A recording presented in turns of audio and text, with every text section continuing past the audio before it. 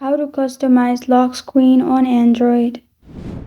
Hi everyone, I'm here to assist you today. Without any delay, let's jump right in. First, open settings on your Android device. And here, click on customization. In customization, you will find all these options. Simply click on wallpapers and you will find different wallpapers. Select the one you prefer and then press on save at the bottom right. After that, you can also select clock on ambient display and click on it. Select any one you prefer and press on save. Then swipe to the left and you'll find fingerprint animation.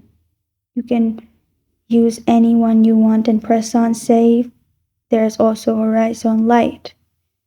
You can also select font at the bottom and select the font of your phone lock screen. And this is how to customize lock screen on Android.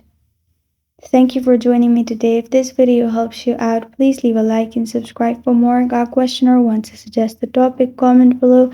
Thank you for watching.